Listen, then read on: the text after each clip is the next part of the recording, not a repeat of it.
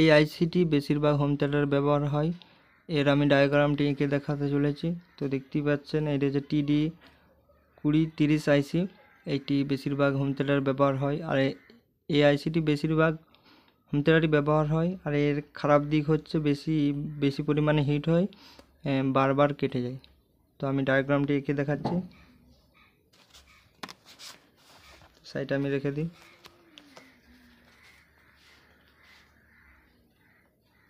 তো আমি একটু বড় করে এঁকে দিচ্ছি।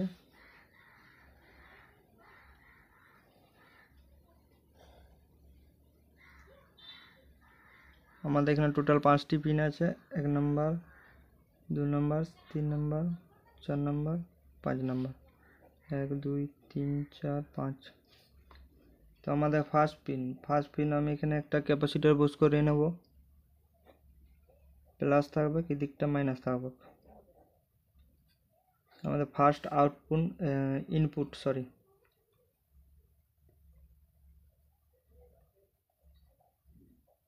Input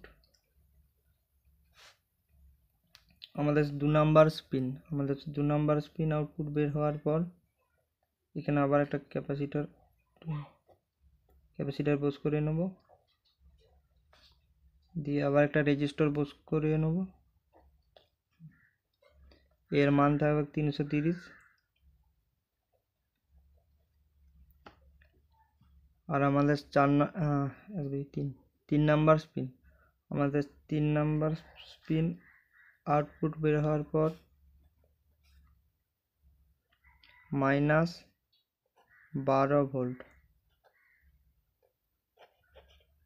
volt 3 number -12 volt.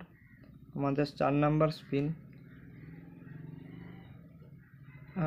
তার আগে ছেড়ে দিয়ে আমি 5 নাম্বার স্পিন হচ্ছে +12 ভোল্ট।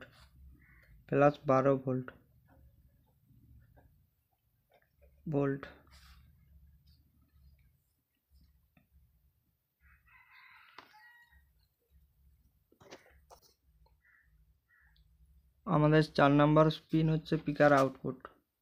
তো আমি একটু বাড়িয়ে নেব।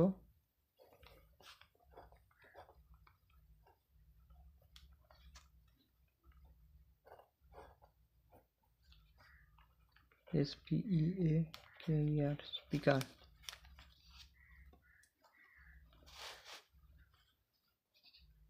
আমি এখানে একটি গ্রাউন্ডের লাইন বুস্ট করে দেব।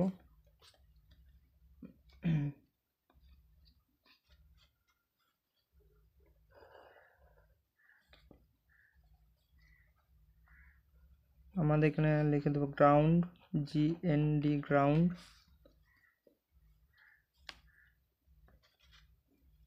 আমাদের স্পিকার 4 নাম্বার আউটপুট বের হয়ে গেছে, তো দেখতে পাচ্ছেন।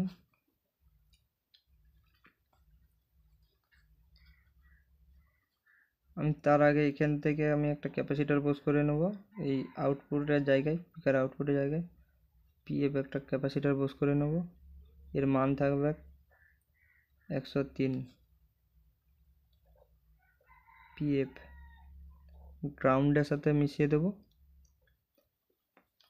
আর আমাদের 2 নাম্বার আর 4 নাম্বার, এখান থেকে আমি একটা রেজিস্টার বুস্ট করে নেব। এর মান থাকবে 33K।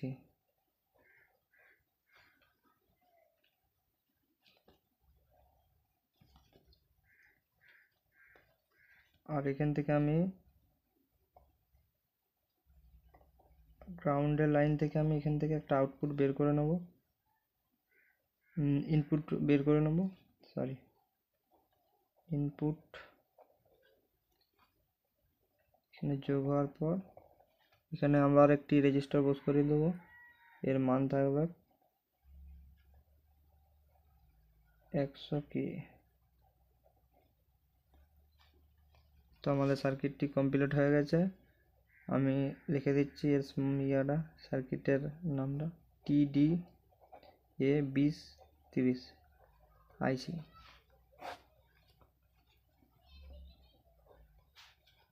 এটি বেশিরভাগ হোম থিয়েটারে ব্যবহার হয়, হোম থিয়েটার। ইউজ। তো দেখতে পাচ্ছেন আমাদের সার্কিটটি ব্যবহার হয়ে গেছে। এটি আউটপুট বের হয়, আউটপুট 20 ওয়াট।